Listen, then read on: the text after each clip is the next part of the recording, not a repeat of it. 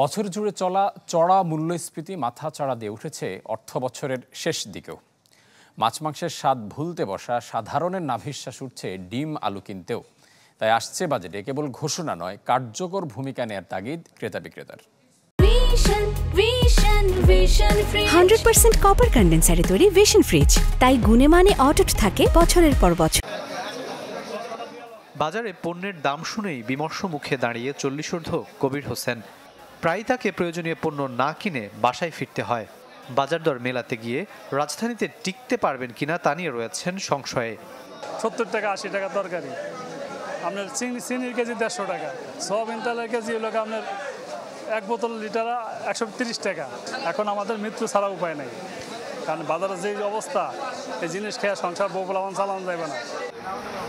শুধু কবির হোসেন নয়, বাজারে আসা প্রায় সবার পরিস্থিতি একই রকম। দিন আনে দিন খাওয়া মানুষরা রীতিমতো বিপাকে। বছর জুড়ে চলা মূল্যস্ফীতি ভাবাচ্ছে সবাইকে। বিবিএসের হিসাবে চলতি বছরের প্রথম 11 মাস শেষে খাদ্য মূল্যস্ফীতি ছাড়িয়েছে 10.5% ঘর। অথচ আসছে অর্থবছরে মূল্যস্ফীতি 6.5% নামিয়ে আনার অবাস্তব লক্ষ্য সরকারের। তাই প্রশ্ন রয়েছে, এই উদ্যোগ কতটা কার্যকর হবে? পরিস্থিতি বেশি ভালো না। আপনার সব সবজির দাম মানে উল্টা পাল্টা দাম, অনেক দাম বাড়তি। জালি ছিল 40 টাকা, সেই জালি এখন 50 টাকা। মানে গত সপ্তাহ থেকে এই সপ্তাহে সবজির দামটা একটু বেশি। আসছে বাজার দেখাই, আসছে দেখি 60 টাকা 70 টাকা হয়ে গেছে, তখন তো সংকট হয়ে যায় টাকার। নানামুখী অজুহাতে যখন মাছ মাংস মুরগি সাধারণের নাগালের বাইরে, তখন স্বস্তি নেই ডিমেও। দীর্ঘদিন ধরে ডজন আটকে আছে 150-এর ঘরে। টিসিবির তথ্য বলছে, বছর ব্যবধানে কেবল ব্রয়লার মুরগির দামই বেড়েছে 3%। আলুর দামও বছর ব্যবধানে বেড়েছে 44 ভাগ।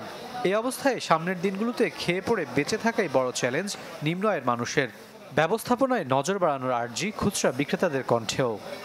যা না আগে মনে করেন 10টা বেচতাম, অনেক বেচা 60টা, এরকম অবস্থায়। দামালে সবচেয়ে বেশি কষ্ট হয় আমাদের, কেন একটা সাধারণ কাস্টমার যে মনে করে যে এই দামটা বাড়ছে, আমরা বাড়াইছি।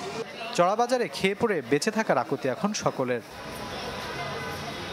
রাকিব আল জাবেদ, চ্যানেল 24, ঢাকা।